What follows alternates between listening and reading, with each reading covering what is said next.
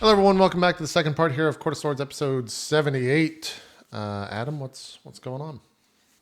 Well, I think that we see that same space as we saw before, but this time it's indistinct. It's unclear. Um, we recognize the palette. We see the piles of like brass mechanica laying about. We can see a floating wing flappy shape, and we can see the blue robes and the white hair and head of the other creature. And you can hear, as if through a great distance or through water, we can hear voices as the two of them talk. And slowly it clears up. One of them we see reaches up, and the little mechanic turns something, and things become more clear.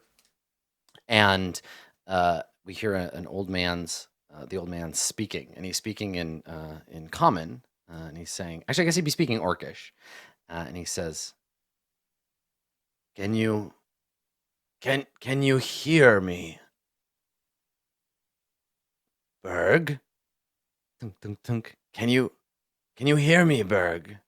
And yeah, Berg, the last thing you remember is a strange taste in your mouth, and then darkness, and now this weird place, and these monsters, and like you're a little confused. You're not all like sure what's going on,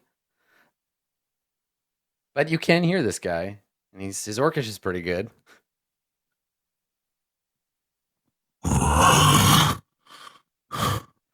And they both take a step back, like they're startled. And the old man smiles, and the little guy's like, see, it worked. I told you it was gonna work. And he slaps the old man on the back. How take it slow. Take it slow there, old boy. You've had a long journey. Now, just rest a moment. Still prayers to be said.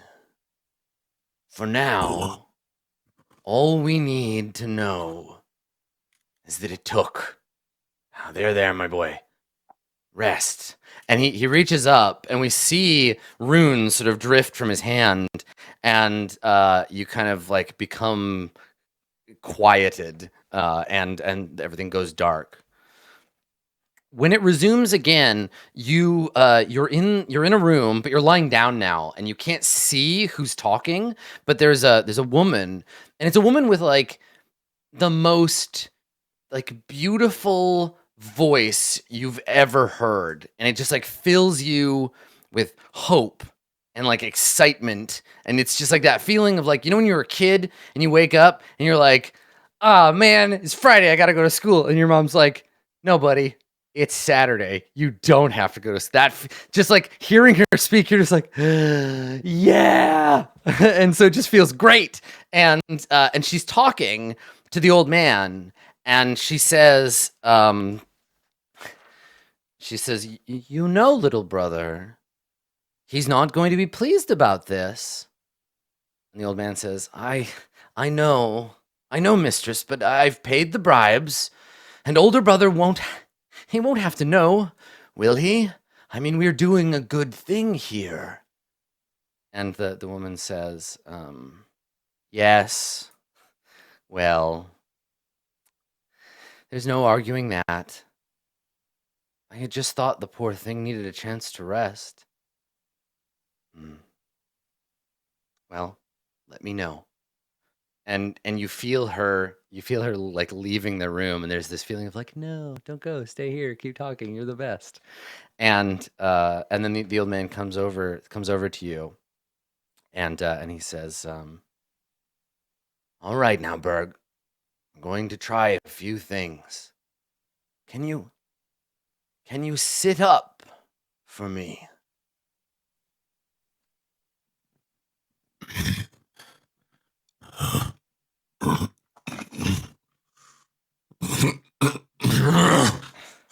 There we go. Yeah. And so you slowly sit up, and you can kind of see around the room, and it's much clearer now. But you're alone. You're with this old man with the long head and his funny old robes, and he says, "Good. We were worried that, well, there's been some damage to your essence, and we had not thought we would be successful.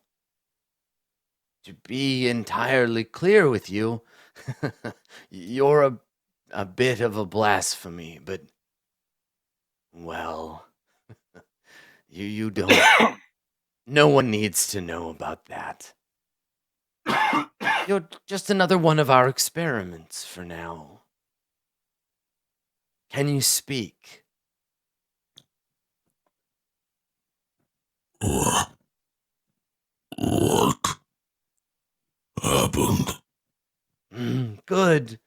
Excellent. It sounds just like you. But of course, why wouldn't? Why wouldn't it? It's you. That's that will be enough for now. Rest a moment. There'll be time again for more. And again, we see the kind of like, you see the runes and feel calm and like sedate, and start to sort of fall away to slumber. The next time that we fade back in, you're standing. Now, you've gone through with this old man a bunch of what seem like basic medical tests, right? He's said, like, stand up, walk around. Can you speak? Repeat after me. My name is Berg. Like, he gets you to like talk. And I think at one point we see you as he's doing this. We get this kind of like this stuff. We see you talking to him, and he goes to pick up a metal, like a plate, and it's lying face down. It's a gold, like, or brass plate lying face down on a table, and his little friend, his companion, is there, the little mechanic, and he goes to reach for it, and the mechanic is like, "Oh no, he's not ready. You can't." And the old man's like, "We have to. There isn't enough time for babying him. Besides, I've faith he'll respond well enough." And he picks it up, and he holds it up to you, and he says, "Now, Berg, tell me, what do you see?" And he raises this plate to you. Can you please, for me, make a wisdom saving throw? Okay. Wisdom. Boop.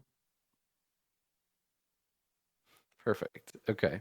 So you see, this is great. So you see in the mirror, he holds a mirror up to you, and you see staring back at you, reflected in the surface of this polished brass plate, you see yourself. You see your skin, your broken tusk. You see the wrinkles of your face. You see everything, and we see this intricate clockwork brass statue, like Gollum Berg, staring at a picture of himself, but as an orc in the mirror. And and he holds it up. He says, "What do you see?" And both of them are looking at you expectantly, like. And the little guy in the back is like hiding a bit behind the old man in case you flip out. Like, he's scared of what you're gonna do. What do you say? I see me. I see Good. Berg. Good, Berg. Everything where it belongs.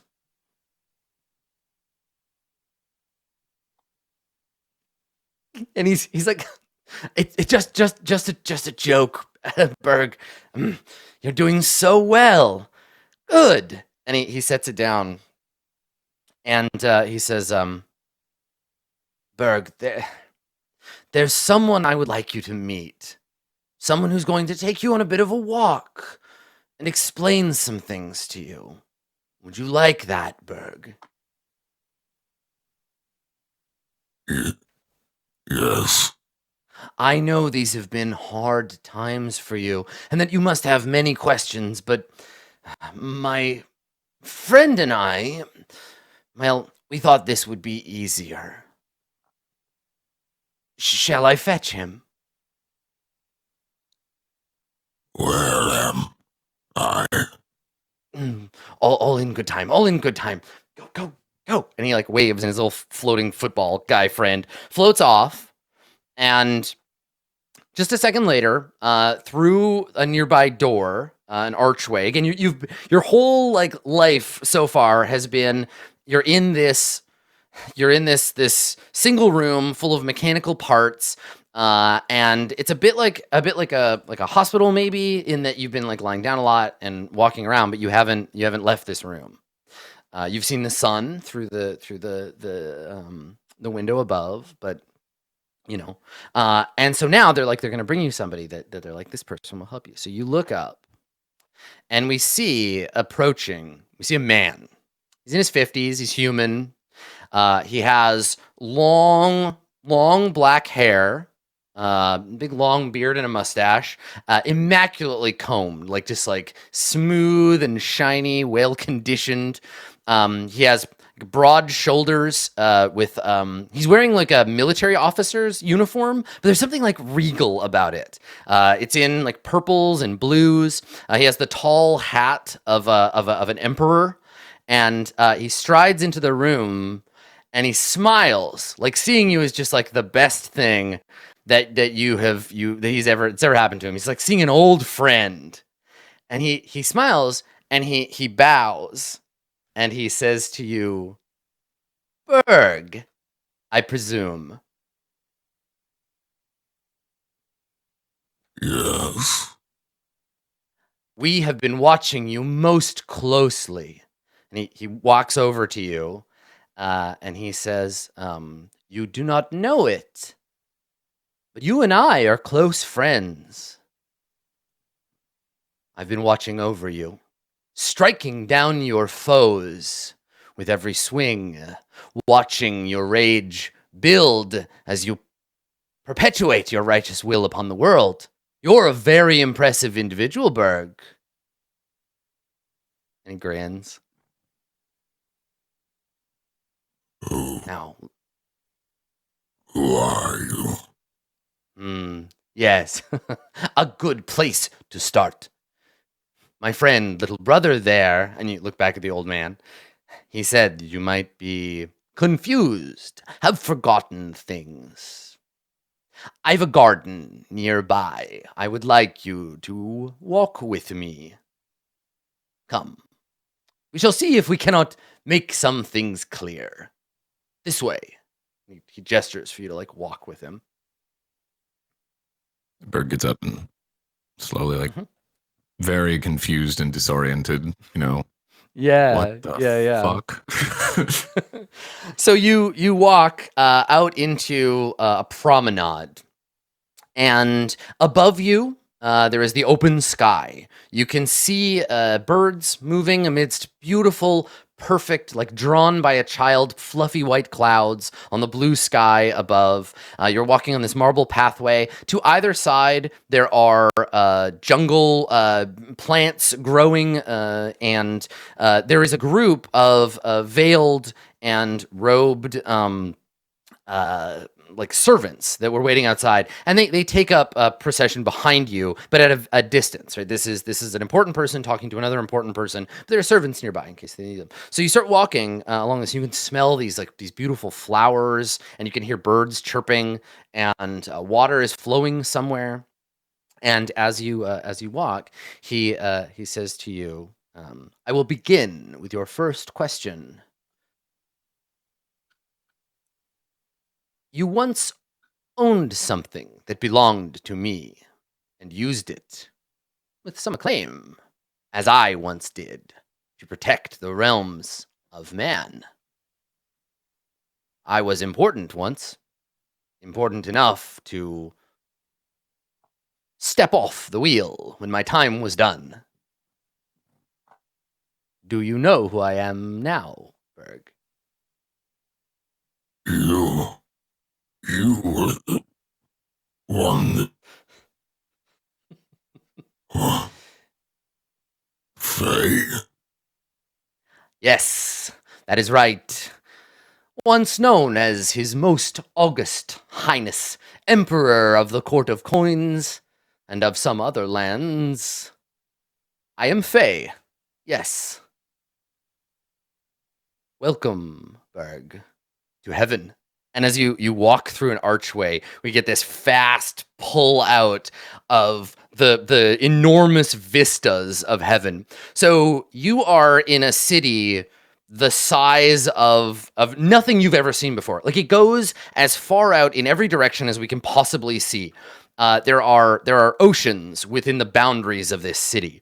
There are towers extending well beyond the dome of the sky above. There are temples and houses, and it's just this massive place full of strange creatures of every imagining.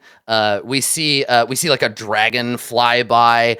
There are vehicles like moving through the air. And it just the shot just continues to pull back to reveal the vastness of heaven. And then we cut to you, and you're standing at the top of a long, winding stairwell down into one of the districts of heaven, and Faye is standing next to you, looking at you, like waiting for your reaction. What do you do? So I'm just standing there, Berg's standing there, just seeing heaven for the first time. I mean, he said that, yeah, and you were standing, and yeah, like, and I think you can't see it from. I guess you could. You can see it from everywhere. Somewhere in the distance, there is a pillar, a column of perfect white light, extending up as far as you can see. And looking at it, I think you instinctively like turn your head away. Like you look down or look away without even thinking of it. Like, as soon as you see it, you like turn away. Something about it, like you can't see it. But yeah, Faye is watching you, like twiddling his mustaches, being like, waiting for your response. What is this place?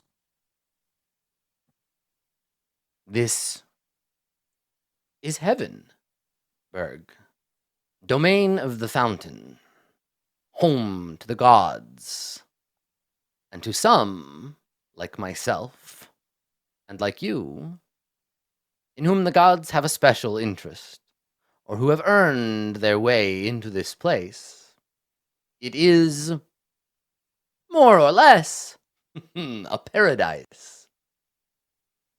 It brings me great joy to welcome you here, though I am afraid you might not be staying, but all that in good time. You are in the district of the star. I think you heard her voice while you slept. I died. Then.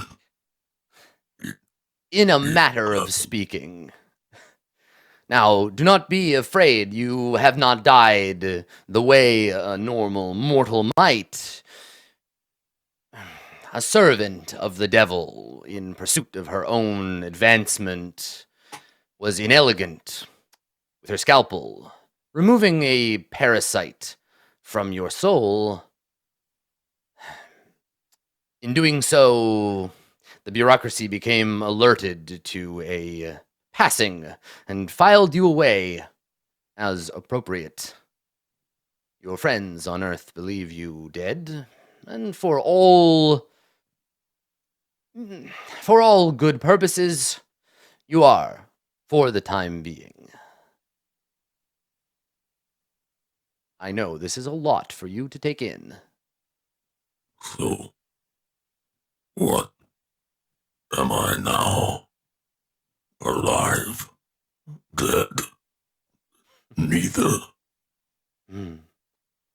I think that you have found in your travels the distinction between the living and the dead to be less clear than we are led to believe as children.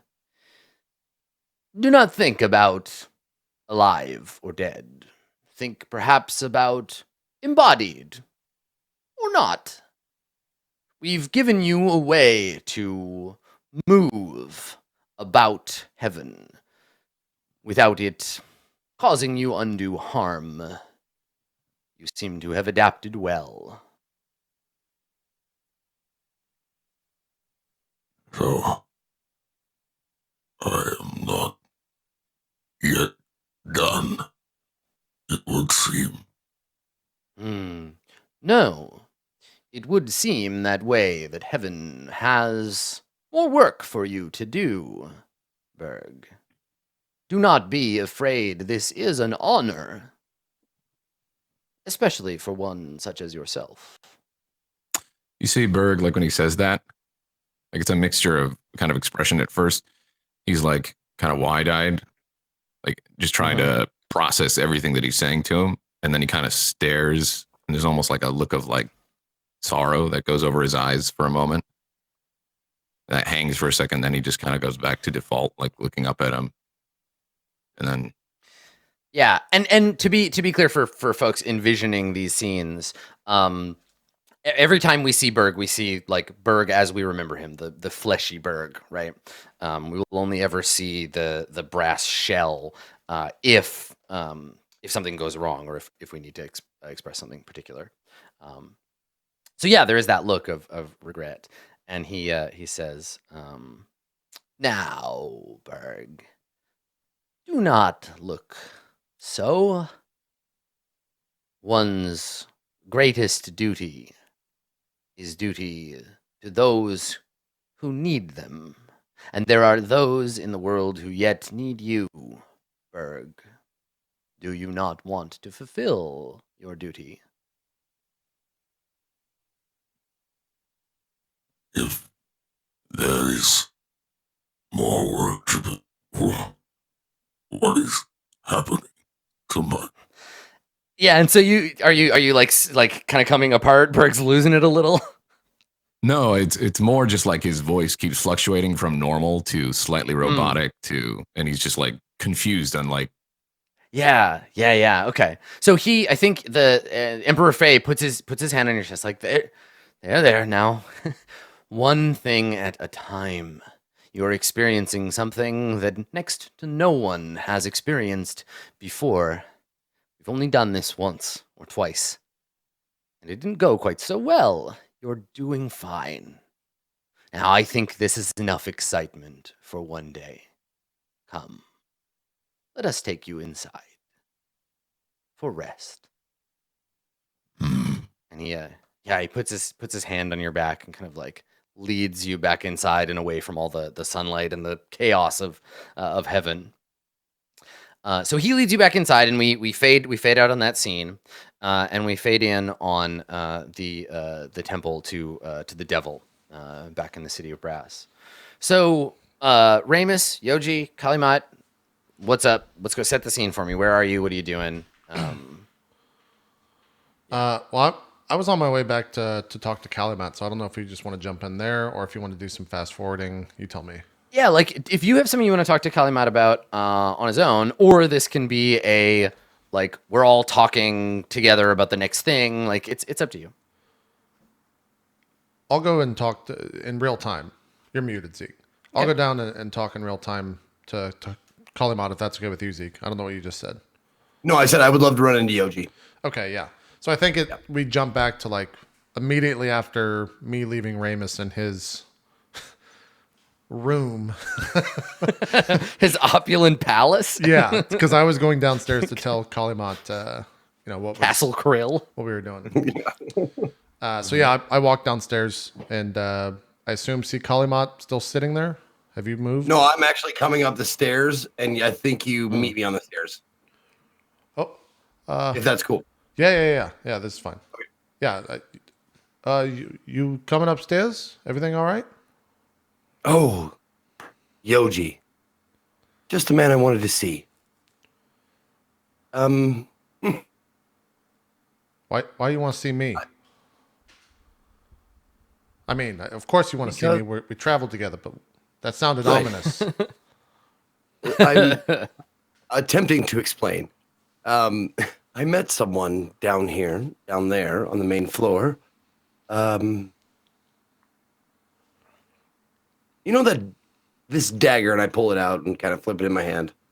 You know this dagger Yeah, that's the that one you I were tried to so steal. interested in? Yeah. Well, yeah, I was interested too. Yeah.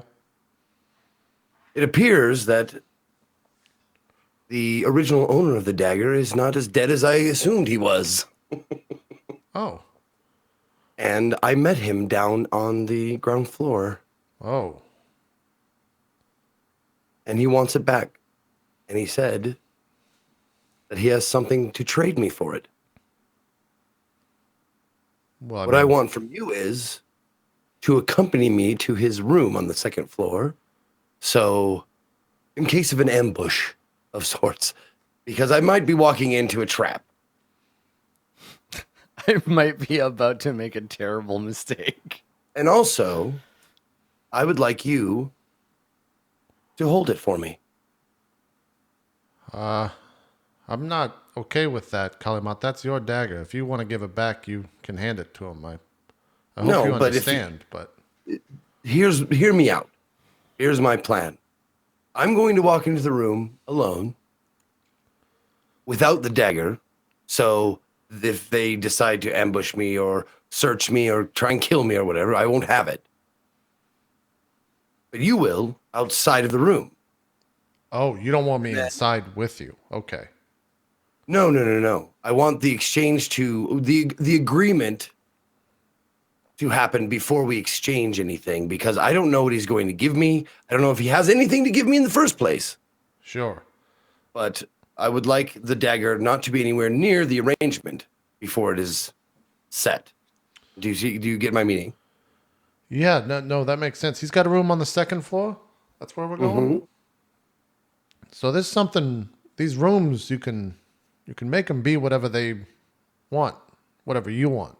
So if he was gonna make a trap, he could make the best trap imaginable, literally. Right. But he's a smart individual, I would imagine. And he wouldn't kill me without actually having the dagger in his hand. I would. Just kill me outright and forget about the thing you want. Well, I mean, I'd find it afterwards, but yeah, if you stole my dagger and it's not on you, I'd just kill you and then go find my dagger. The only clue to the whereabouts, you know what? Are you in or not? Fuck it. Yeah, let's go. I'm staying outside though. Give me the dagger.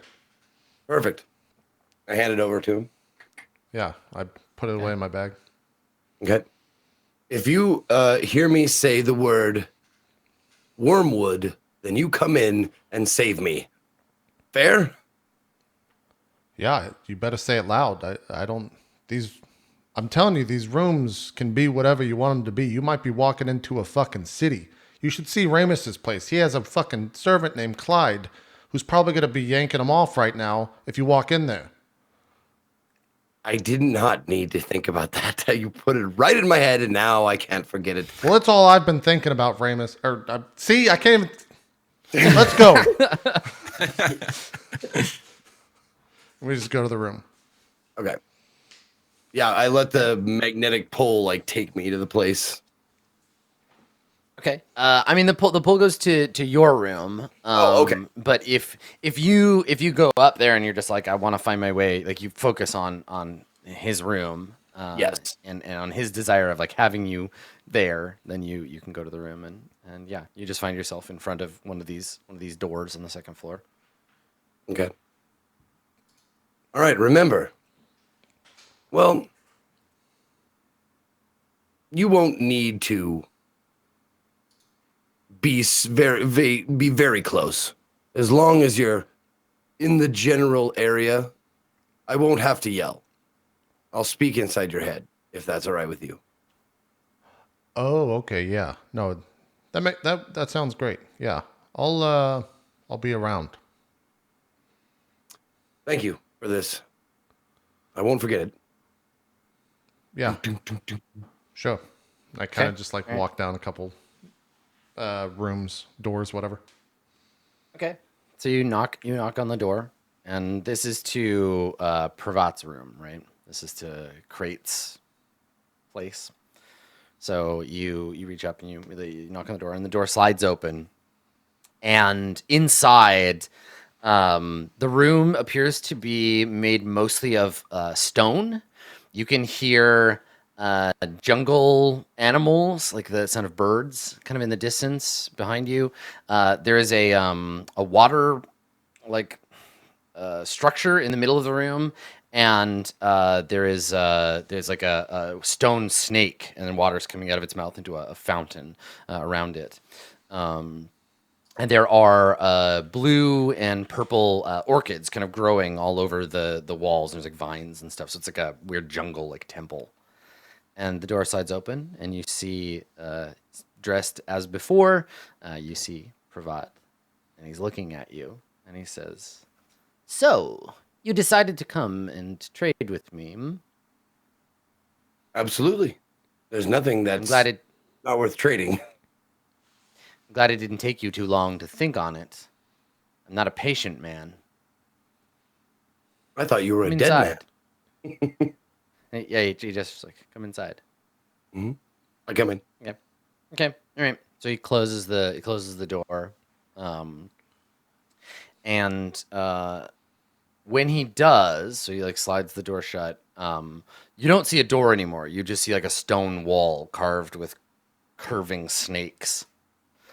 And he says, "Fascinating." By the way, I'm These. sorry.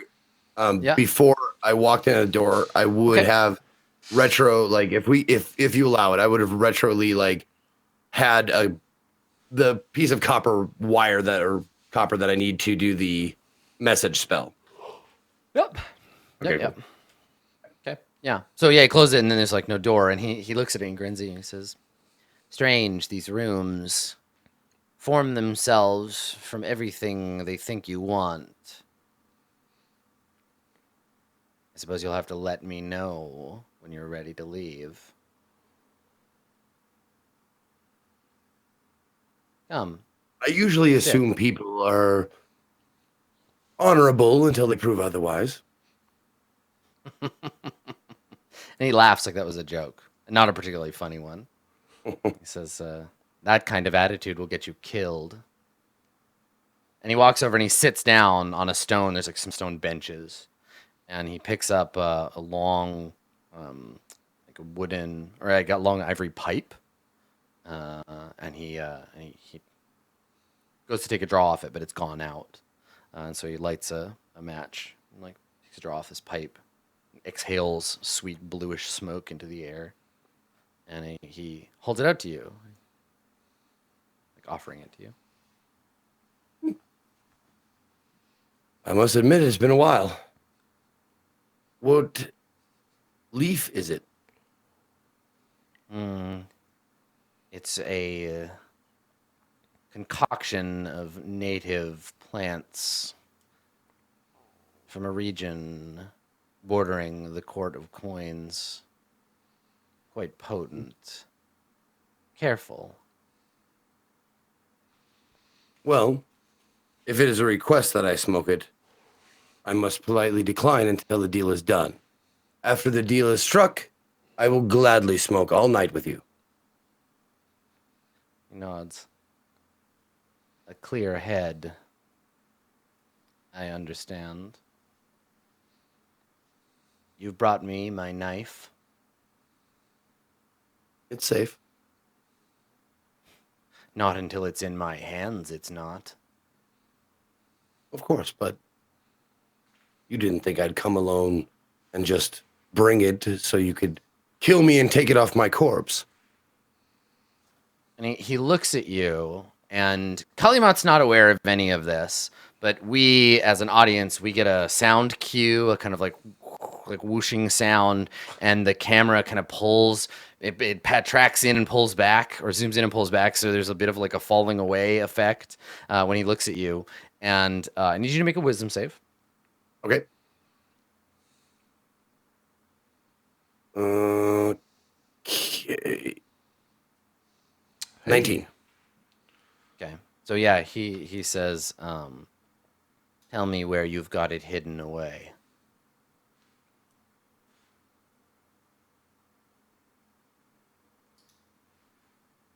You don't have to. He just says that. Yeah, I just kind of look at him. No, do I know? I know a spell's going on or not?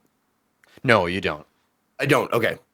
No, he just makes a suggestion, Mhm. and you can choose to ignore it if you wish. We've been over this. I said it's safe, and it is. Now tell me what your end of the bargain is. You'll forgive me if I don't trust you, but if you're going to be reticent, fine. My end of the bargain, all I have left after you took what's mine, is something you abandoned. And he says something that you in a language that is familiar to you, but that you don't understand. And from another room of this weird inside temple thing, you see the girl Maud step out, barefoot, hair a little longer than the last time you saw her. She's wearing different clothes. She's been changed. She's wearing something more suited to the court of wands. But yeah, she just walks out. You hear her bare feet on the stone. She comes out and she sees you and she smiles because she's like, "Oh, hey, it's my friend Kalimad."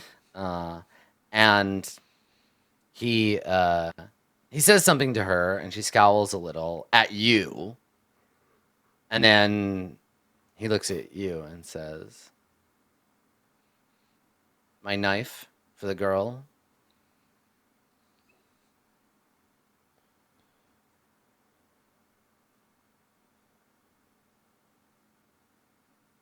And I look, and I'm just appearing that I'm pondering, like,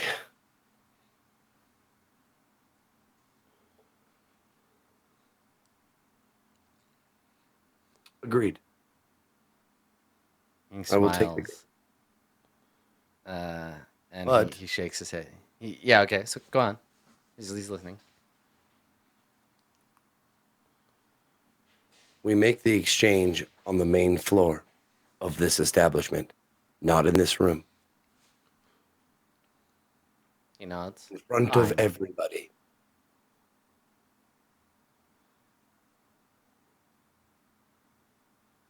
Agreed? And he nods. He says, "Of course. I don't have anything to hide." All right. He gestures, and when you Open the turn to hook. look, there is a door there. Yeah. All right. And then now hold on. I want to see something here. To understand the meaning. So, okay. So comprehend languages is a understanding, but I can't speak it, right? Yeah, that's right. I think. Okay. Let me look at comprehend because I think that's what it is. No, I Comprehend. just looked at it. It says you understand any written language, but you must be or spoken language that you hear. Doesn't decode secret stuff. Yes. Yeah. Right. Okay. All right. So I turn to the door, and then I look back at Maud, and I smile at her. She gives And you a then face. She's just like, and then I walk out the door, okay. and I go down to the main floor and call out with message. I call out to Yoji. I'm safe. I'm going down to the main floor again. That's where the exchange will happen. Please join me. Okay. Yeah, I kick off whatever wall I was leaned up against and start making my way down to the main floor. Okay. All right. So you head down. Ramus, your anointing with sacred oils is going great. You're like the most relaxed you've ever been. Yeah. Mm. Someone is making a tapestry of you while you're bathing. It's a masterful tapestry.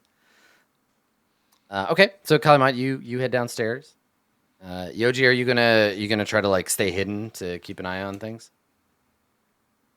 I definitely don't make like myself. I'm not walking down there as like, haha, I'm Kalimot's friend. Hello, everyone.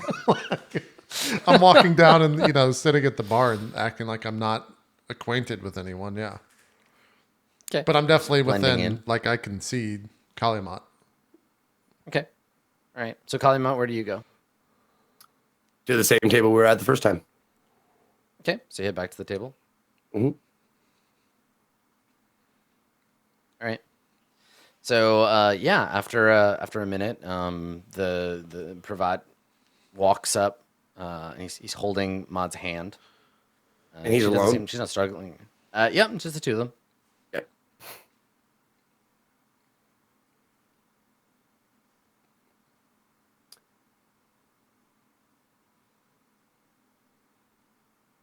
Please have a seat. I'd rather stand. This should be a simple exchange.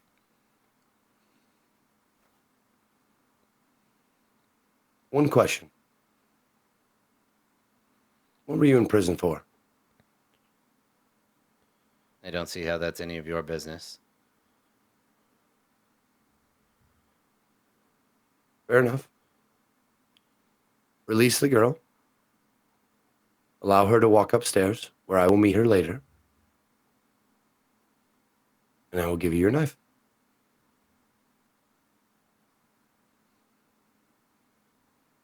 You fucking with this guy? Or are you gonna do what you say? I'm gonna roll to see if he can tell. Oh, okay. He's gonna roll insight because Roll some Co-op, insight. you gotta tell him if you a co-op. You bet. All right, you gotta tell him. All right, let's see. So he's got plus.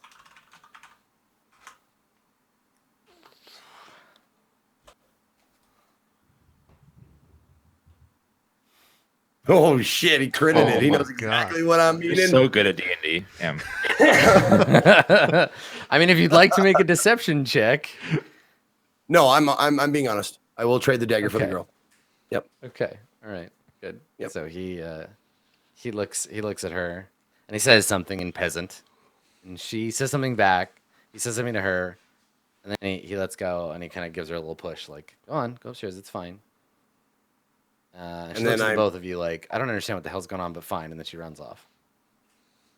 And then I message Yoji, the knife, if you please, or the dagger.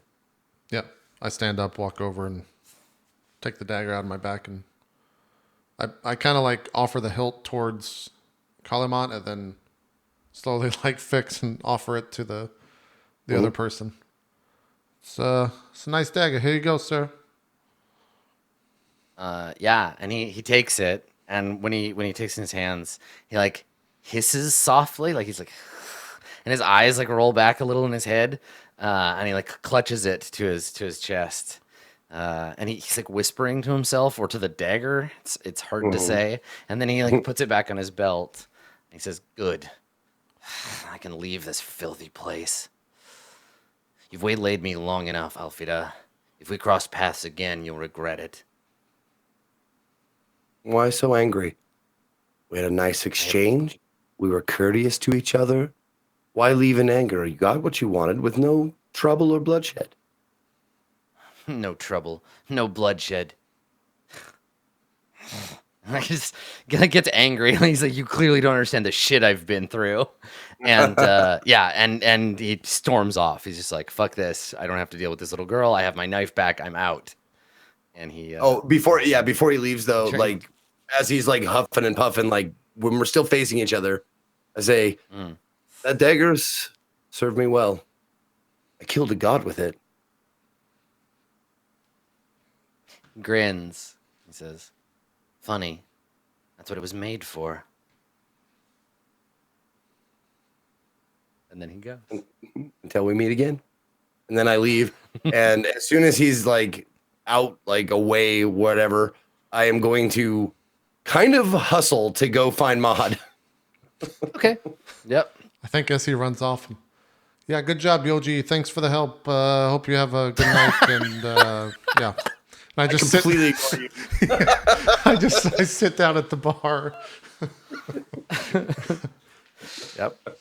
Yep. All right, so the blessing of the night is no longer in the old inventory. That's right. Oh, well. Okay, so Easy I'll come, make a easy note go. It's been returned. Okay, cool. So,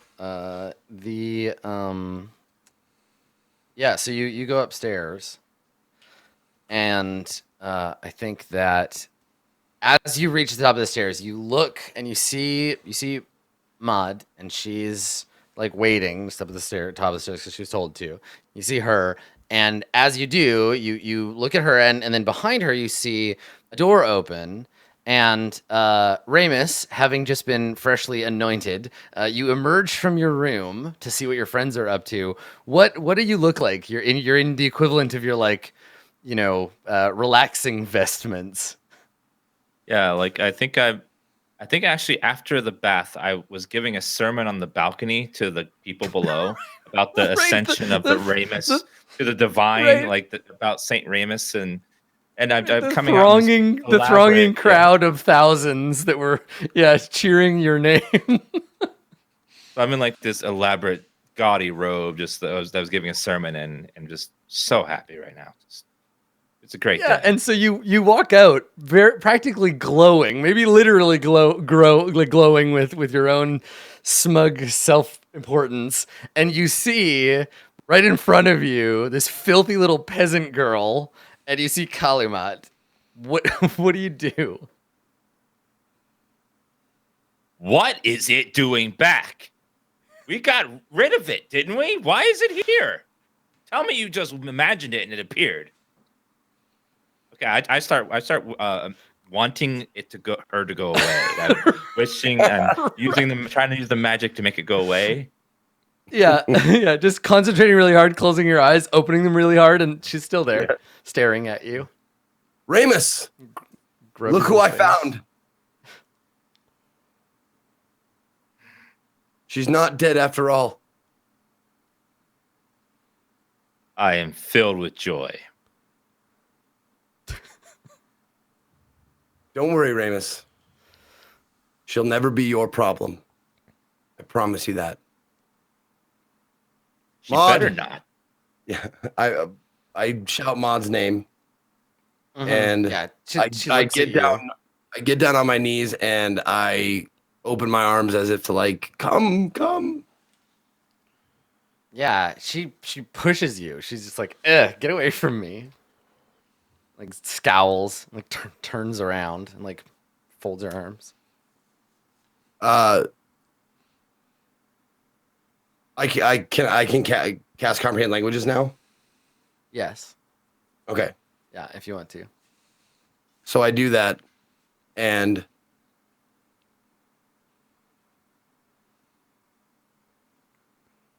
Yeah, she's not saying anything. You can Right, comprehend her if she speaks, but she yeah, it'll last an hour, but if I persist, does she like give up and actually like hug me or not?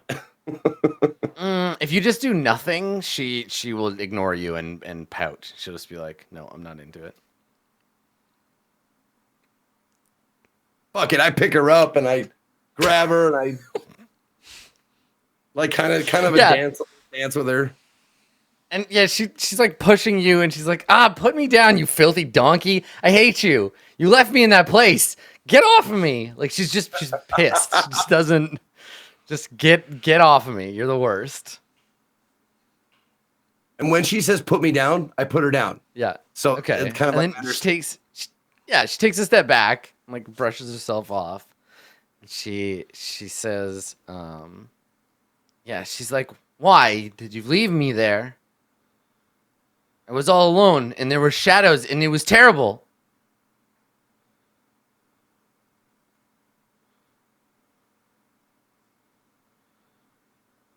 there was nothing I could do. I looked for you.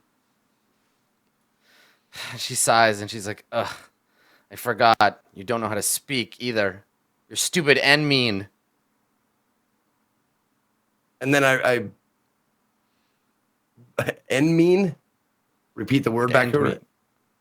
Yeah, and so you say like phonetically. She shakes her head, and she's like, she sighs. I just want to go home. I hate this city.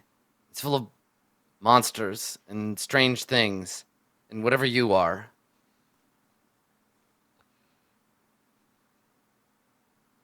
Now, if I comprehend languages, am I hearing that language or am I hearing my own language? Like as far as you would I repeat words? no, you'd understand it magically. So it would be like you Okay. understand the literal meaning of the spoken language, but you can't like repeat it back, or like it doesn't give you any ability to speak it. Okay. Hmm.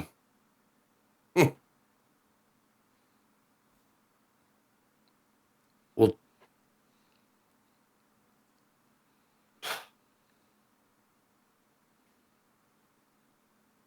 I'm just so happy to see you. I have no idea how to tell you that, and how to tell you that I will get you home if it kills me. She just scowls. She's like, "Stop smiling, you stupid clown. There's nothing to smile about." Let's see. I try and think of any time that Maud was happy, like with us, like if she was ever like the elephant, right? Or wait, Yeah. what? I wasn't even there, was I? I can't remember. It was a long time ago. Okay. I tried to think of a childhood happy memory for me, and like wish for some like fruit juice, like berry juice or something like that I had when I was a child. Mm-hmm. And I like wish for it to be here so that I can give her some. Okay. Yeah. So a monk approaches and gives you a glass of this. I take a little sip and then I give her the glass and Okay. She takes it from you and she drinks it. She wipes her mouth. Well, it tastes good, but you're still an idiot. I nod. Kind of like scowls at you like. Mm-hmm. Stop doing that thing with your head. You look like a chicken. Bark, bark, bark, bark, bark, bark, bark, bark. And then so Ramus, you see Kalimat like doing gestures, and then he's like, "Chicha," and she like starts giggling, and that gets her. You break the act, and she starts giggling, and then finishes the juice. Yeah. Okay. So Yoji, what are you doing downstairs?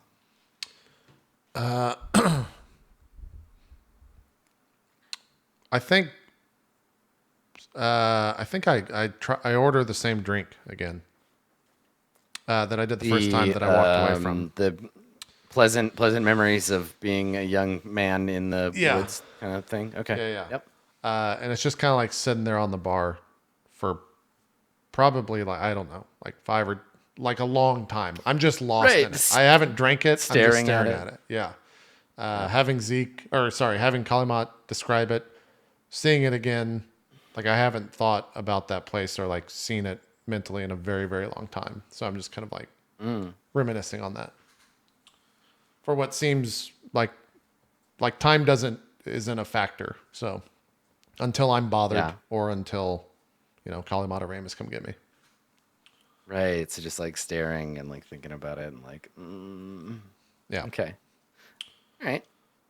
So I guess this is a good part to kind of like jump to the scene where you're all like discussing what to do next, right? The kind of like movement forward, because you've done your side thing with the knife and you've exchanged for Mod, and so where is this conversation taking place? I guess Yoji, you would have been somebody would have come and got you to be like, hey, we're gonna figure out what we're gonna do. So maybe we just leave the bowl untouched. Yeah, I don't drink it. It's still there on the thing. And I would assume Ramus probably wouldn't leave his room, so we're probably in like Ramus's choir filled the villa Yeah. Ramus. choir Okay. filled chapel. So when a monk comes to get you and to you, Yoji, we actually stay with the bowl, which is sitting there, and we see first the pointy ends of his like long gray ears, and then his big bulbous head, his little beady eyes. We see a mogwai poke its head up over the table and like look around to see if anybody's looking, and then he drinks the whole bowl and then falls over backwards off the table and just like lies on the floor like drooling with his eyes rolled in the back of his head, imagining himself as a childhood version of you. Great. Yeah. So meanwhile, yeah, what wing of the great manor Krill does everyone find themselves in? Where are you holding this meeting, Ramus? We're in the gathering meeting room next to the dining room. This is where we like. Which the main dining room or the guest dining room? It's the less nice dining room because these guests aren't worthy of the great one. Yeah. Right, of course. The one where you would entertain kings and queens. Yeah. Okay. Can we hear the choir just going, Ramus? Yeah, exactly. Yeah, just multi-tonal choir being like, Ramos, Ramos, Ramos, Ramos. Yeah, just like in the background. Yeah. It's like One Winged Angel, but it's about Ramus. Yeah, exactly. You each have a servant to take care of your needs, like file your nails, clean up the child. You know. Great. Sure. Yeah, so I think at that point, this is probably I probably just arrived, and is Maud in the room with us, Kalimat, or is she elsewhere? Or I guess Adam as well. That's probably a question for you. I mean, it's up to you guys. I imagine you would want to keep her like close by. Oh yeah, she's not leaving my sight for a little while at least. Like I Okay, just got so back.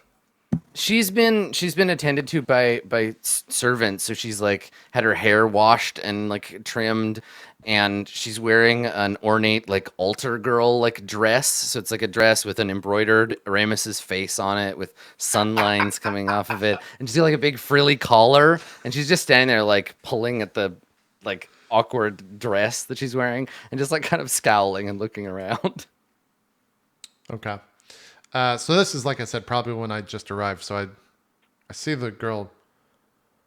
Kalimat, is that what you? What's the story? Look, I have a lot of questions about you guys still. Why do you have a young girl with you now? And why did you trade that dagger for said young girl? It can be brief. I'm curious. Long story short, we found this girl. She was in trouble. I promised to get her home, and we thought she was dead. Find out she's not. Was able to trade for her, and now here she is. And I intend to keep my word. Okay, and where's she from exactly? I don't know. Yeah. Okay, Ramus. Hopefully, I can find out now that I can understand her. Oh, well, yeah. No, that's a good development. Ramus, you okay with this? No, we'll have the sermon at 11. I have something to do right now with my friends. Ramus, So schedule it. What? are you okay with this kid here? Do you even realize there's this young girl sitting at this table? Yes, the child. Yeah. Yes, I'm aware of it. And you don't mind? Oh, I mind, but Can she? I look at Kalimat. Do anything? she's great at getting us killed. Great. All right. Is she coming into the vault with us or staying here? What's the plan with that? Don't ask me. Ask her caretaker. Are you away from us? Or are we hearing this? What? No. This is at the table where everyone's there, Okay. or whatever we're sitting at. Yeah. Kali, we got to go to that vault. So, I mean, what are you going to do with the? Does she have a name? What's her name, little girl? And I like look over and kind of get down on her level. Yeah. And she looks at you and says something in a dialect of common. I see. What's her name, Kalimat? Her name is Maud. And you don't have to worry about her. I will. All right.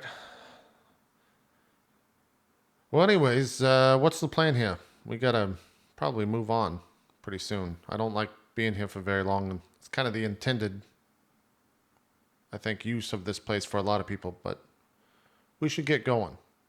if that's all right I with you agree. two. Ramus, I have a question to ask you, and a Yes. favor. I suppose. It would When make you, it. whenever, so whenever you say Ramus's name in this place, there's a choir that echoes it. Like you're like Ramus, and like Ramus, like it echoes. Ramus. Yeah, you say the holy name of Ramus, and the ambient choir has to respond. Oh God, that's so good. Is there a way that I can understand what she's saying? Obviously you've seen the spell work, but do you have some way of allowing us to converse where she can understand me?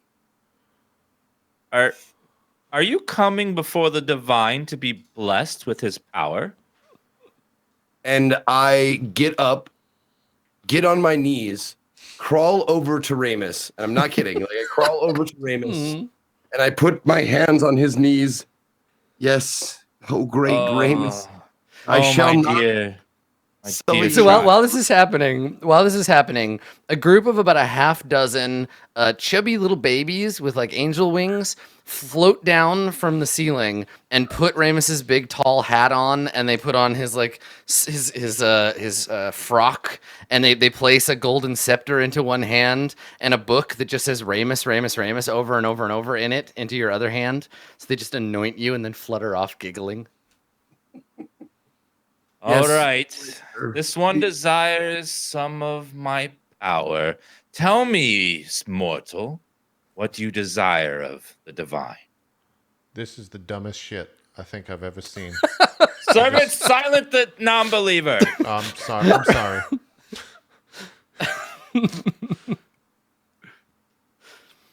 I wish to understand this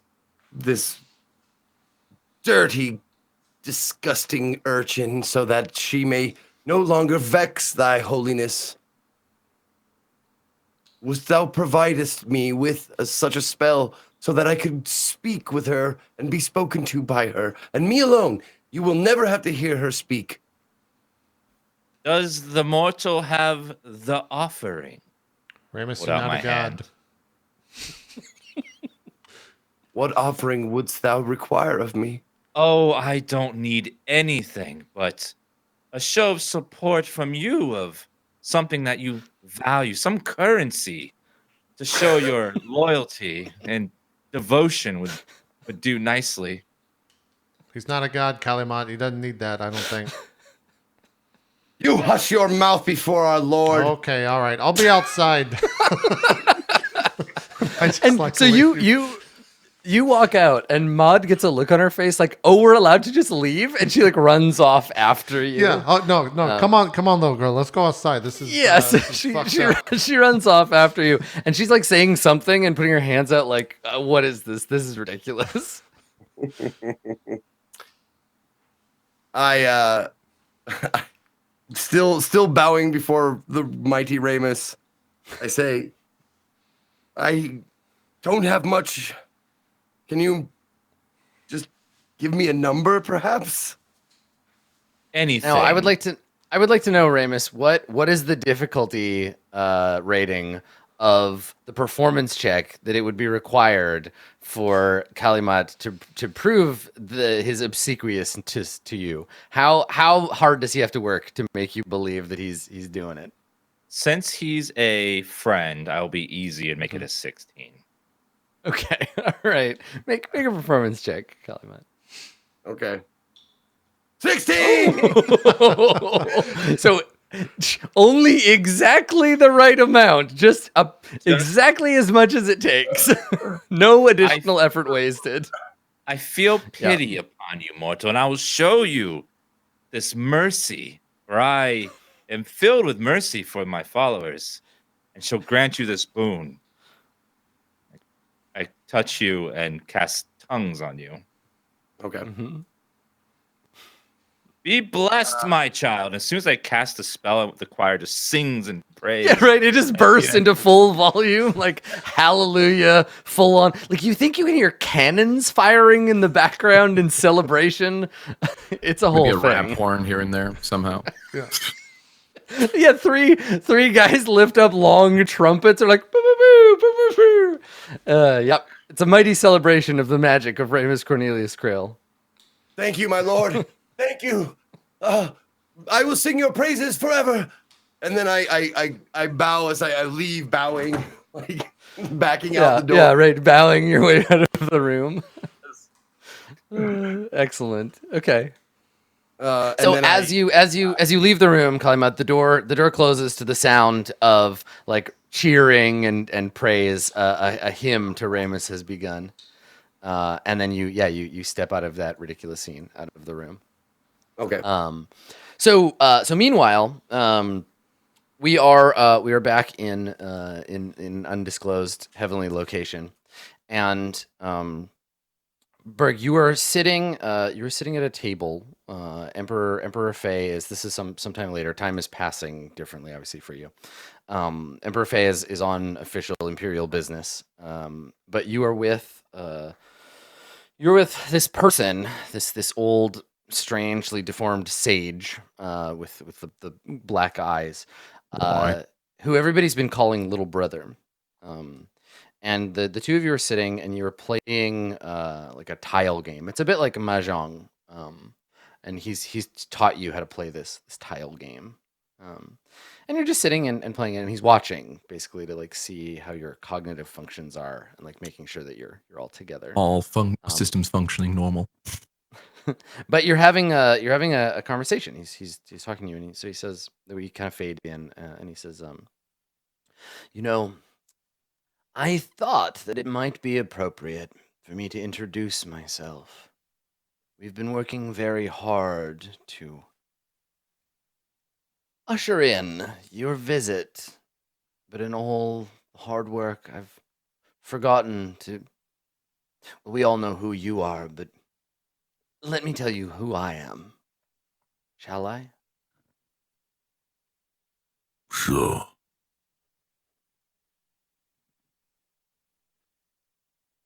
Have you ever felt overlooked?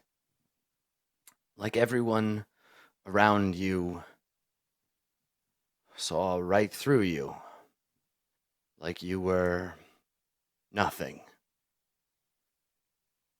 Less than a person. My entire life, I felt that. Yes, I thought so. I was there when you were born, boy, and I knew you were something special. Older brother said you were not to be countenanced. That you, like the rest of your kind, would be snuffed out. Your lesson learned, and that you might be returned to the wheel having understood what it means to be an orc.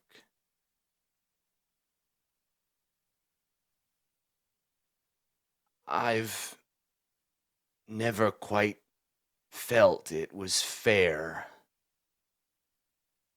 Orcs, I mean. All of you paying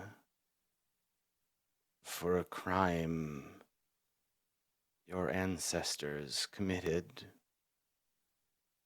before there was a heaven. But this is how it goes. A life as an orc is a life of suffering. But you're special.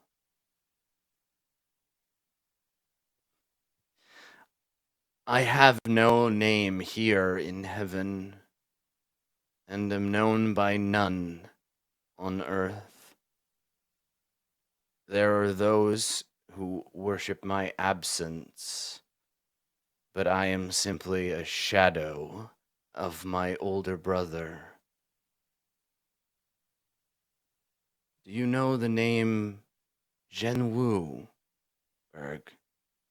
You can make a religion check if you want. It's not a super common name.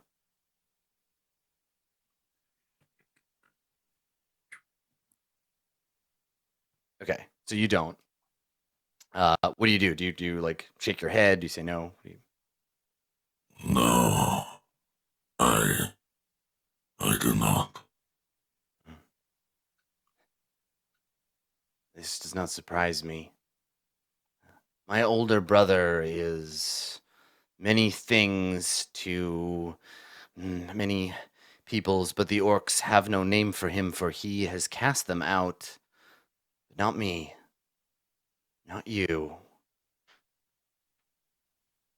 Older brother is the god of good luck, of fortune, of wealth, happiness, long life. All things denied me. I am just his shadow. Bad luck, brother. Rotten egg. Forgotten. Left to die. But like you, I didn't die. Can't die. Won't. I refuse it. Waste away here.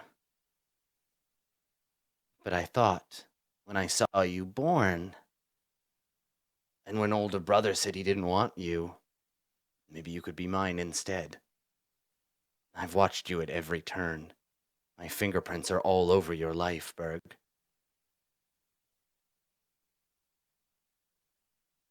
I've watched over you, you see.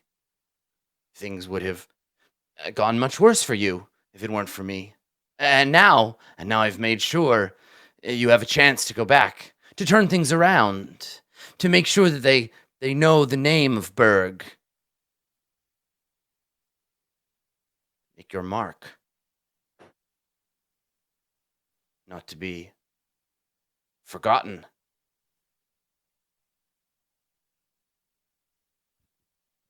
What do you think of that, my boy?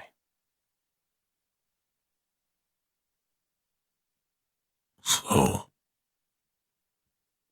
you're the reason I lived and pushed on.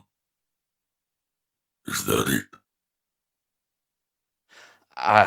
Well, I can't take credit for your decisions. If the gods could guide a life that way, then karma would mean nothing. Your dharma would be our problem and not yours.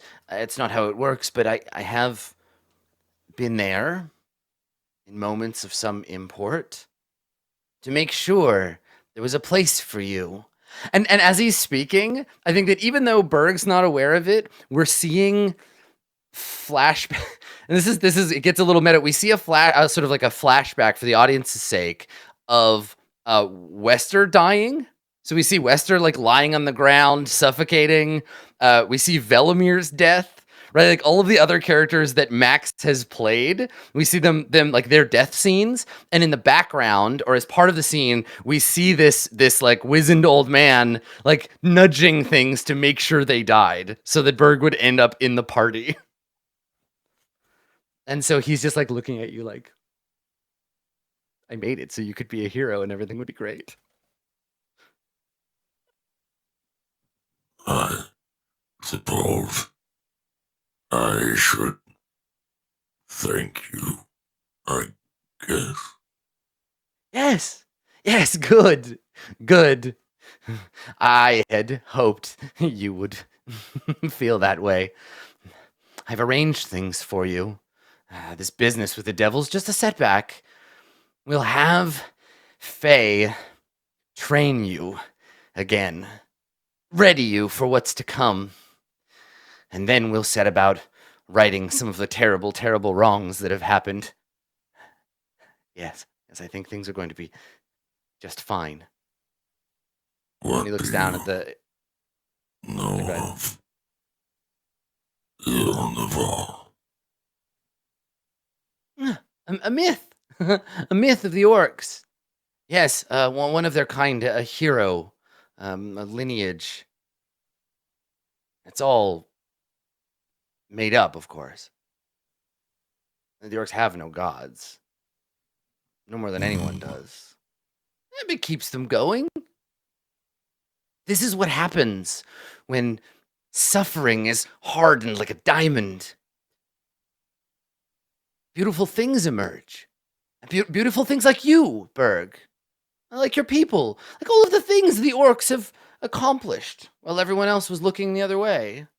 Everyone up here loves humans so very, very much, but not me. I'm looking out for you.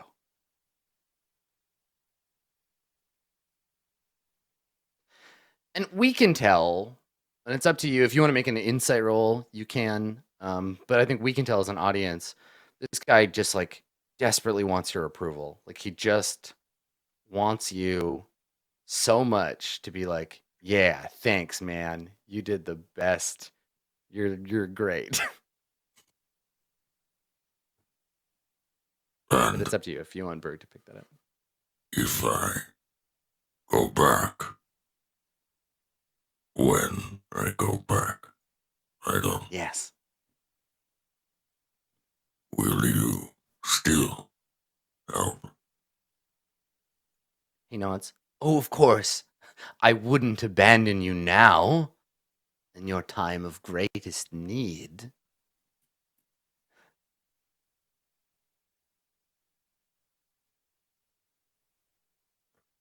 Are you the reason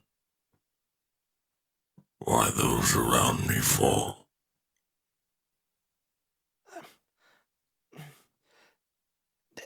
The web of fate is woven in many skeins, Berg. It's all dreadfully complicated, luck especially. Best to leave it to heaven. Don't question these things too terrible much. Everyone has their own path through life. Focus on yours.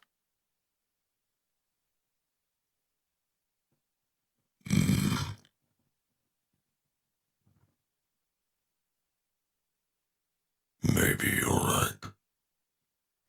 Maybe you're not.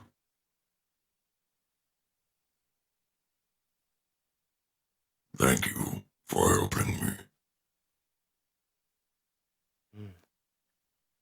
Yeah, so Berg doesn't outright like just like give him like, thank you Yeah. so much.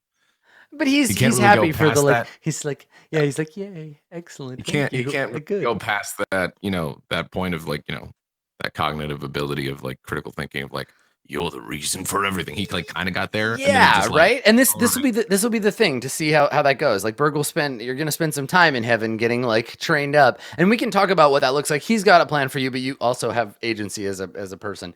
But yeah, like the vibe that this guy is sort of giving off is very much like, well, I'm a huge loser that everybody's been mean to, and you're a huge loser too, and together we could do great and we can show all those other jerks who were mean to us.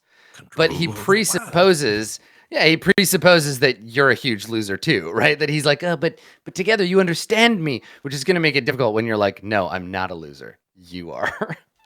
But we'll get there. So, yeah, I think you say thank you. And he like claps his dry little hands together. He's like, yes, good. It's your turn, Berg.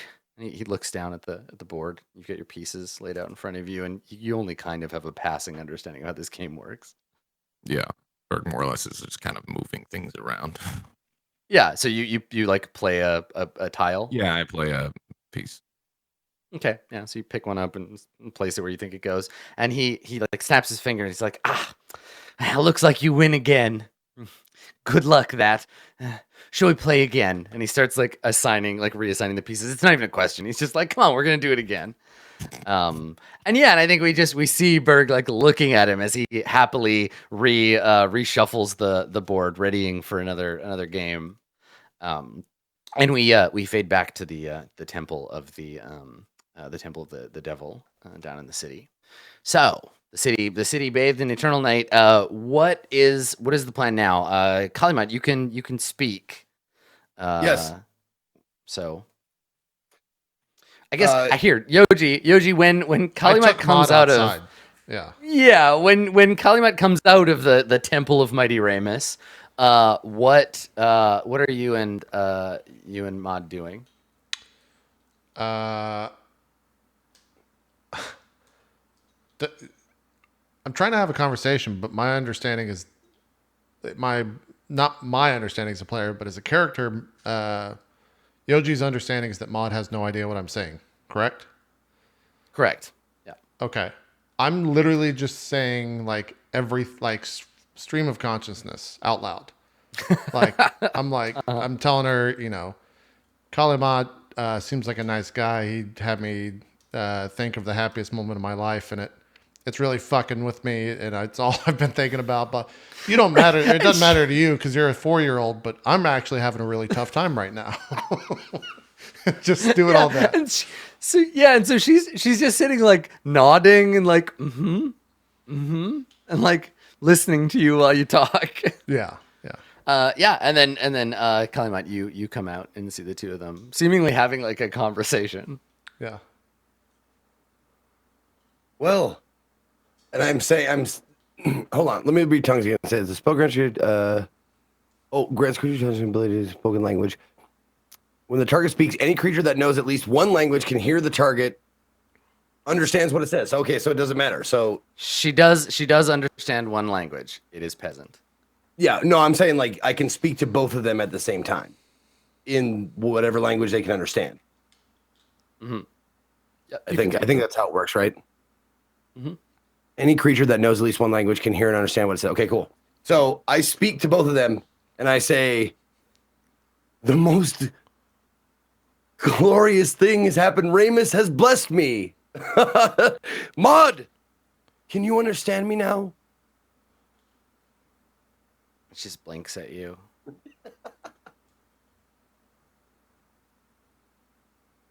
Well, if you could talk to me the whole time, why didn't you? Because I had to wait for our friend, the cranky, ugly old one, to give me the spell that would make it possible.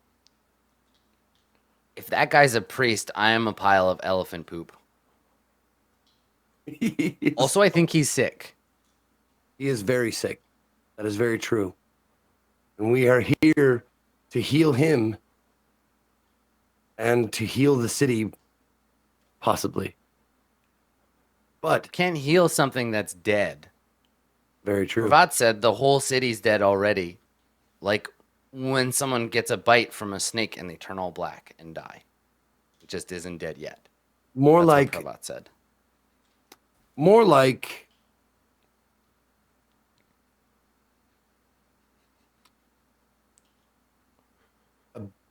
a scab.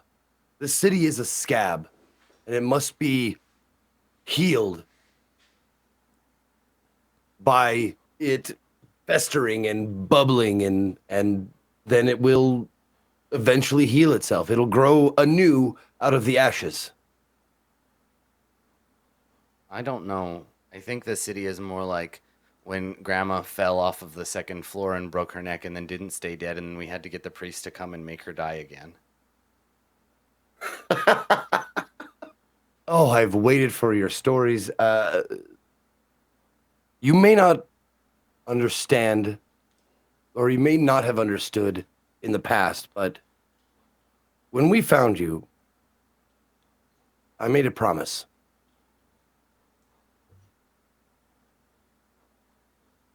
And that promise was to get you home.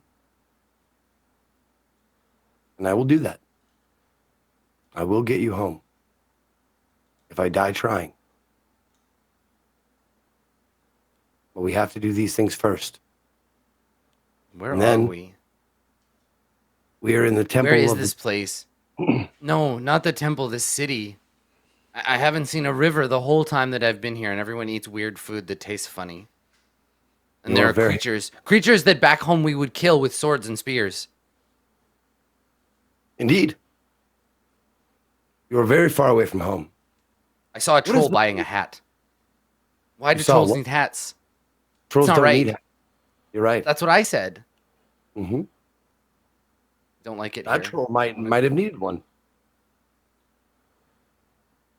What place do you call home?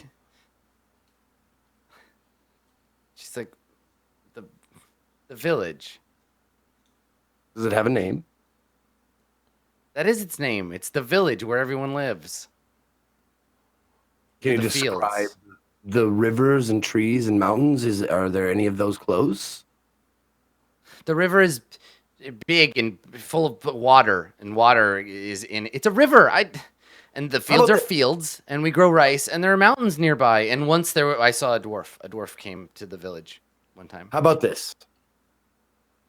Do you have a village leader, elder, wise person? You know, What is their Yeah. I don't mean to interrupt, but I'm only getting one side of this conversation. But I think, if I understand correctly, Calamot, I can help you. You can. You're in a place where you can just imagine something, and it exists. Just have the child imagine wherever she's from on a map.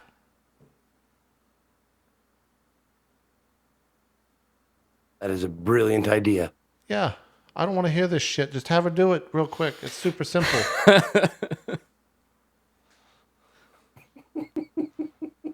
For someone who joined us so quickly, you seem to not want to be around any of us. I just don't like kids, if I'm honest. Well, that makes 3 of you. Wait, who's the third? Actually, you know what? I think Berg was all right with children, now that I think about it. Oh, right. Well, anyways, yeah, just The- had to think of it. The third was a friend, and he died. Gotcha. He was a turtle. Oh, okay. I just kind of like go back to minding my own business. And Maud looks at you, Calamot, and she has this like stoic look on her face. She's like, "The turtle died? Unfortunately, yes. Did you forget to feed him?" No.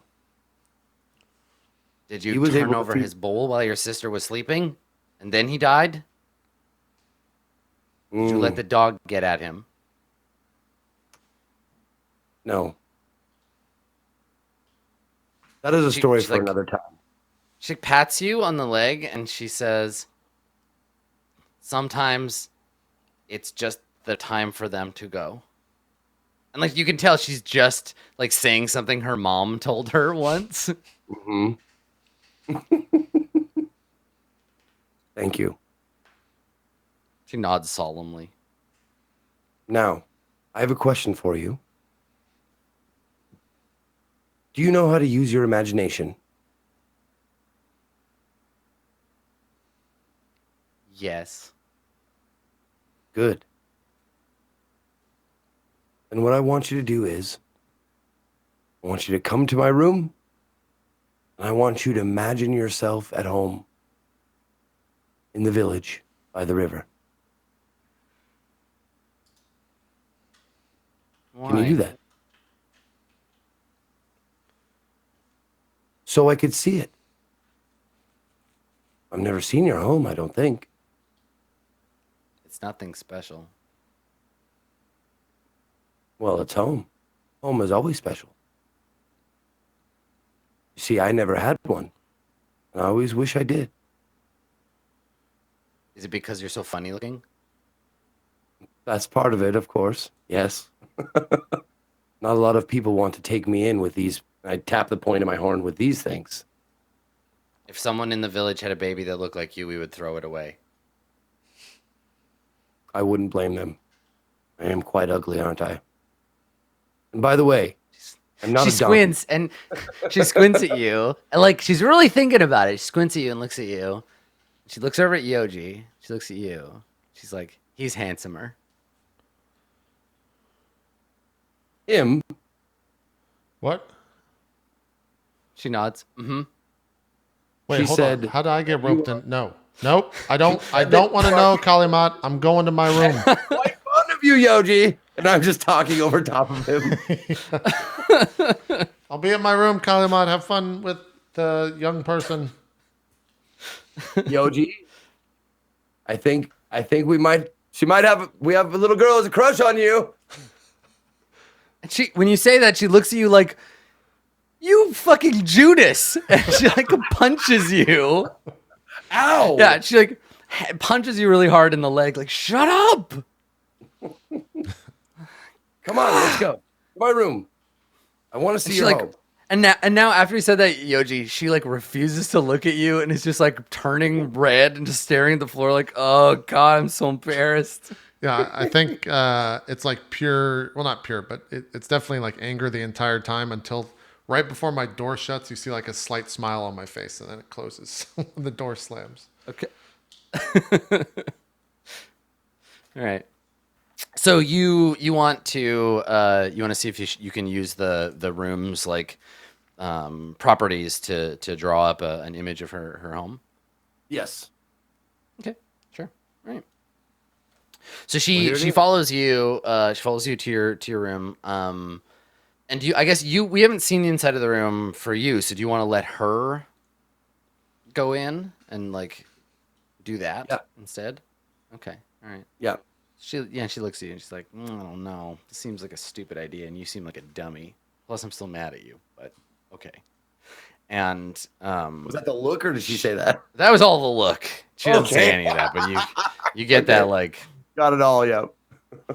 Yeah, that fucking preteen loathing. And she her vicious mockery is better than yours. So she reaches up, she opens the door, and immediately you hear the sounds of like a village. You hear chickens like clucking and scratching in the dust. You can hear the rhythmic thumping of a water mill. You can smell the various like spices of some kind of like meal cooking, and she smiles immediately and she comes running in. And you follow her into a very plain, very simple like hut. It's like a dirt floor. It's got some like bamboo walls, thatched roofs, and in the center. And again, these places don't contain real people, but you can hear voices outside. Like her mom and dad are just outside, and like so she comes in and she looks around. And she looks at you and she says, I know it's not real, but it seems very real. Mm-hmm. But this isn't my village, is it? I don't understand. No. It's because this place is designed to give you what you want. Or show you what you want. And she looks at you and she's like, really? Wait, before you do anything else. And she starts to grin. I was like, don't imagine elephants, like something like that, like yeah, right? 30 elephants. No, like, okay, come on. Before you do anything, remember, this is all imagination. May sound, look, and touch and feel real, but it is not real. It won't last forever. This is just to give you a glimpse and give me an idea of where you're from. Remember that. Okay? And she nods, and in the background, a tapestry of Yoji, like with his shirt off, flexing his muscles, is like fading out of the background. And she like kind of steps like into your view, like, don't look at that. That's not real. That didn't happen. That's fucking awesome. So I pretend not to even see it. I pretend not to even notice it. And I say to her, now, just so you know, the spell that allows us to speak will not last forever. It only lasts a little while. She rolls her eyes. So it's not permanent. So at some point, I will stop being able to speak to you. However, I will be able to understand you. So you can talk to me, and I will acknowledge you. But you will not be able to hear my words or understand my words. So be aware of that. Okay. Okay. Now, well, are we inside? We're inside of a hut? Yeah. Okay. I'm gonna look around and see like what the hut's made out of, like the wood and that kind of stuff. and just see like do a little CSI shit. yeah, just like so look at if there's any leaves lying around or something like that to see if I've seen like trees anywhere like it or if they're needles. Yeah, make an investigation check. Okay. 14. Okay. Yeah, it's a it's pretty obviously like a Court of Swords like villager like hut. I don't think there's anything in here that would immediately indicate like this is this one village of the only village, but you could lay it down like it's in the Riverlands somewhere. In the Riverlands. Yeah. I'm going to like whenever I have like downtime or a second, I'm going to like take out my piece of paper and like a charcoal pencil or whatever and draw like a leaf that I've seen or something that's and I think this investigation check can create a snapshot essentially of like what, so that later you could compare it and you could like narrow in. But yes, definitely you get a good, at least from her memory of the place, you get a good a good impression of like what it would look like. Yeah. Cool. Well, I'll just hang out with her and chat and stuff until the spell wears off. So if you want to jump cut. Sure. Yeah. Okay. Ramus, have you become bored with the fawning obsequiousness of your servants yet, or are you still? Yeah. After finishing judging the sculpture contest, see who. Someone has made a shrubbery in the shape of mighty Ramus. Yeah, I'm getting a little bored of them always being there and surrounding me, and I need a break, so I walk out of my room. Okay. All right. So so you head back out. Yoji, are you just lingering around, or have you? I'm in my room. Yeah. Got somewhere. Okay. That's where I went. All right. Yeah. Okay. So Ramus, you just step out, and you're in the devil's temple, the palace of all delights. What would you like to do with it? I think I'll start walking upstairs as high as I can go, just to see if I can see where the entrance of the vault is. Okay. All right. So you head up the stairs, and you head up another set of stairs. You continue to like ascend, and the last set of stairs leads you to a smallish kind of promenade around the outside, a smallish hanging set. And there's no rooms up here. There's just windows, and through one of them you see the burning eclipse above you. And it's like somber up here. Like the air is kind of thin and everything is quiet. There are 4 hanging walkways that lead to a platform on which a stone arch sits. It's an arch in the middle of the platform. It doesn't lead anywhere. It's just sitting there. And the room is this upper kind of attic area is otherwise silent and unoccupied. I think I walk up closer to the archway to see if there's anything written on it, or if there's see if it, investigate a little bit. Yeah, so as you approach the archway, there's a clattering of stone, a gentle clattering of stone, as bits and pieces of the archway reform themselves until the arch is instead a humanoid-shaped sort of golem, right? He's like a big, kind of like round-bellied stone entity. Kind of looks like a gorilla almost, and he's like sitting down, looking at you. He's got a big stone head, big like gorilla kind of face, and he's missing an eye. There's like a hole, there's an eye socket, and then there's a brilliant gem glittering in the other eye. And this thing's tall. He's like 10 feet tall. And he sits down, and the guardian golem like puts his hand up, and you hear a voice, and he says, "Do you seek entrance to the vault?" Yes, there's something in here for me. Do you have a key? No. And he shakes his head. Have you lost your key. I remember where it is. It's Berg had it. So I'm like, Okay. Yeah. It's So you could actually maybe be like, oh wait, downstairs. hold on, and you could have it on you if you want. You don't have to like go get it and come back, or you can be, oh yeah, wait, hold on, Berg had the key. Yeah. oh, is this the key? Hold it out to him. Yeah, and he leans over and his eye kind of glitters. He looks at it. And he says, odd. This is the orc's key. I will not violate our protocols by asking you how you got it. Possession of the key is all that matters. Would you like to enter the orc's vault?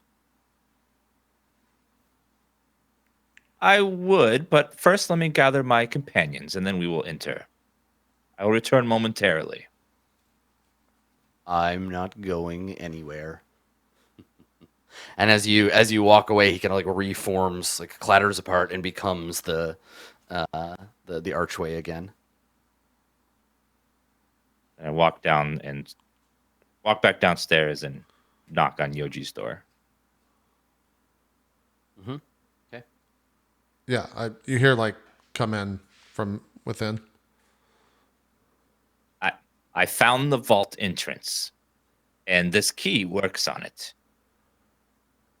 You ready to go? Remember, I don't have much time. I can't have the luxury. I played for a little bit in the other room, but that was wasting too much time. It's too much fun. I couldn't resist. Ramus, are you ready to go? Yes. All right. Go get Collie. I'll be outside in a couple seconds. Okay. Focus on Kali's room. And I want to find Kalimat's room and start walking. Mm-hmm. Okay. Kalimite, you don't have any reason that you would indicate to the temple that you don't want Ramus to find you, right? It's okay if Ramus finds your room. Okay. Yeah. All right. Okay. So Ramus, you are drawn to the object of your desire, to the room, and you knock on the door. Knock on the door. Kalimat, are you in here? Who is it? It's Ramus, your humble servant. We don't want any. Go away.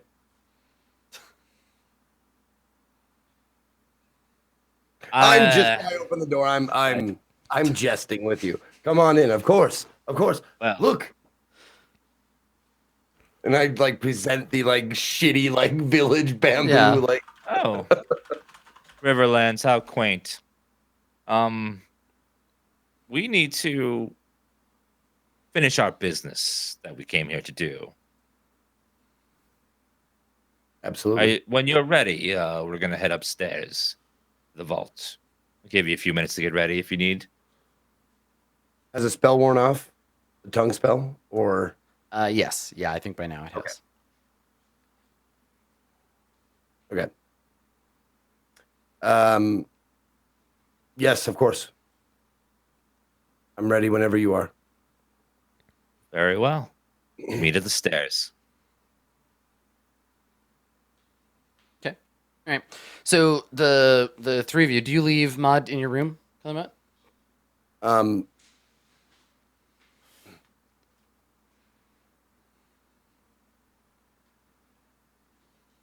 Fuck. Yeah, what's more dangerous, leaving her alone or taking her Taking her to the vault?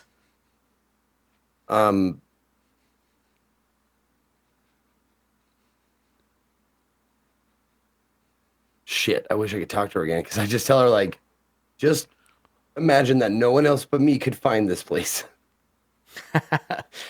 Yeah, she I think she's fine. Like I think she's safe. Yeah. Okay. All right. So the three of you assemble at the bottom of the steps and begin your ascension towards the entrance of the vault. I want to do one more quick thing. So we fade out as you begin to ascend the stairs. We'll start with the vault next time for you guys. But meanwhile, we fade over to a different room, and we've not seen this room before. This is a hexagon-shaped room It is bristling with weapons. The walls have racks upon which every imaginable sword, spear, knife, bow, whatever you could imagine, verily just like covers the walls of this place. And the floor is like got a tatami mat. It's like a padded kind of mat, and we see Berg in this room. And Berg, you are dressed in like a martial artist like practice outfit. So you have like a gi on basically, and we see you there. You've been brought here and dressed and been told to wait.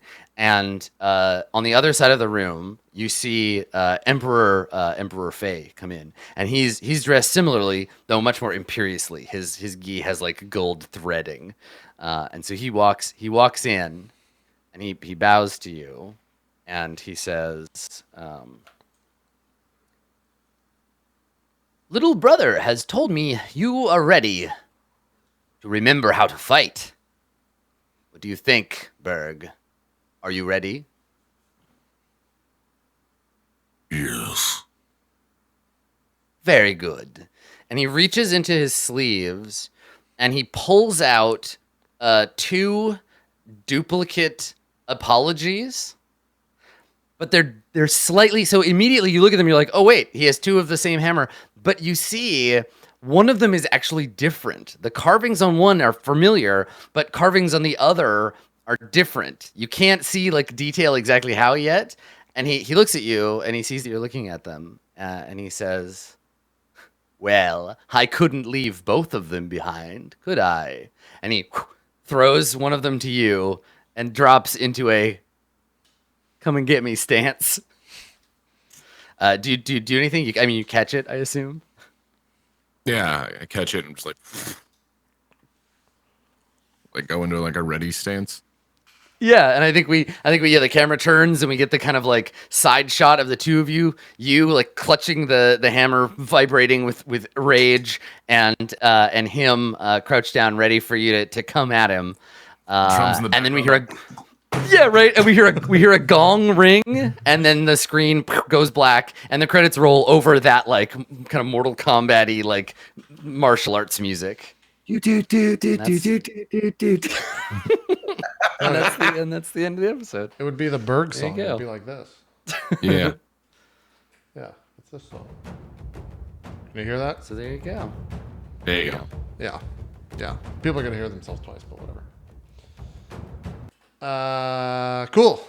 That's an episode. We did it. That was a hell of an episode. Yeah, there's a Right? lot that happened in it. Yeah. That was a lot of fun. It was easy street for me. I was just watching. Like, woo! There was so much stuff that I wanted to do, but I feel like we couldn't fit any more into that episode. Like there was so Yeah, much it was stuff. pretty. Yeah, It was There's a pretty lot of stuff, jam a lot packed. of We'll have parts lots of time next time. But yeah. definitely. All right, let's do some shout outs and then call it a show. Zeke, why don't we start with you?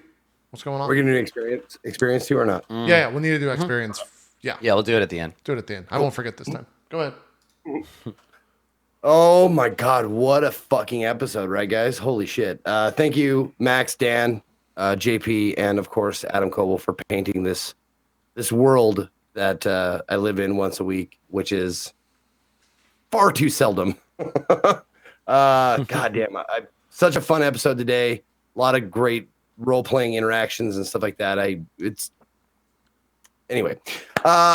I'm Ezekiel the Third. You can find me at Twitch, Twitter, and YouTube at Ezekiel_III. I said I thought I was going to think about casting after this, but doing Warframe or whatever, but I'm going to forego that because I'm a little bit tired, but I also want to bone up on my Star Trek role-playing game knowledge. I got the Player's Handbook, and I want to definitely give that some study time tonight. So that'll be tomorrow at 11 a.m. Pacific time on twitch.tv/BlueJay. If you want to see my character creation and stuff like that, that's when that's happening. And then after that is done, then I will be playing Warframe badly. Hopefully, if Co and JP are still playing, I will join them in their reindeer games. Look, So- Aaron's gone. I'll be gone, or I'll be gone on Warframe till 2 or 3 a.m. tomorrow night. Okay, I don't have any obligations.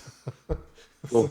And that's all I got. Thank you guys for watching. And then Saturday, back to Vampire. I'm sorry. What's the name one more time, Zeke? It's Vampire. Thank you. Thank you. Das Vampir. Mr. Dan's Gaming, some shout outs, please, sir. Thanks for having me on the show today. That was a lot of fun. I'm Dan's Gaming, slash Dan's Gaming on Twitch, currently grinding through Darkest Dungeon in the next couple days.